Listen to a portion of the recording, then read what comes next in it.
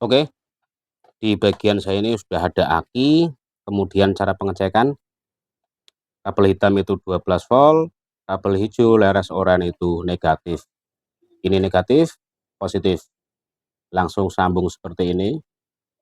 Ini untuk mengecek atau belajar tentang cok otomatis, fungsinya itu bagaimana. Ingat, ini kondisi dingin, cok otomatis dalam keadaan membuka. Dalam keadaan membuka ya, kelihatan dari per atau begasnya ini kelihatan nanti ketika tak aliri arus 12 volt, cok ini akan otomatis menutup, ditandai dengan begasnya ini tidak kelihatan. Itu aja. Kalau diamati ada pergerakan nanti naik ke atas, tapi sangat lamban, sangat lambat. Ini langsung tak konekkan ke positif aki. Nah, seperti ini. Kemudian kalau dirasakan di sini ada peningkatan suhu, ada peningkatan suhu. Nah, ini langsung tak perlihatkan, kabel masih terkonek dua-duanya. Nah, ini tak perlihatkan. Lambat laun, lama kelamaan, solenoid itu akan mendorong kuningan ini menutup di bagian lubang udara. Nah, sudah mulai naik. Nah, untuk per bekasnya sudah mulai tidak kelihatan.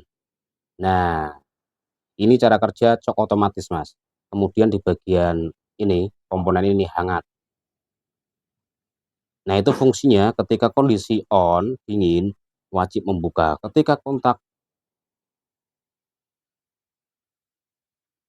kondisi kontak off atau pagi hari ya, cok otomatis ini wajib membuka.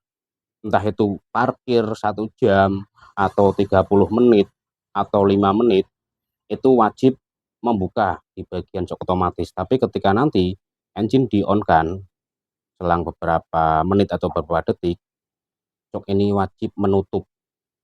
Itu tujuannya apa? Untuk mengontrol udara yang masuk ke karburator itu seimbang tuh. Nah, ini sudah menutup. Belum ada 2 menit, kurang lebih ya di angka 30 detik sampai 1 menit sudah menutup. Ini artinya cok ini berfungsi dengan normal. Berfungsi dengan normal. Nah, makanya ketika menjumpai karbu seperti ini, berebut lain sebagainya, itu jangan langsung vonis misalkan di bagian karet vakumnya atau skepnya atau bagian pilot jetnya atau main jetnya. Jenengan pahami dulu bagian cok otomatis ini masih berfungsi normal atau tidak, karena ini memiliki dua sisi yang negatif dan dua sisi yang positif. Biasanya kan ada ketika cok ini mengalami trouble, biasanya itu kabelnya langsung diputus dengan kondisi cok ini harus keadaan menutup. Tapi ada minusnya, Mas. Minusnya apa? Ketika mesin dingin, pagi hari starter susah.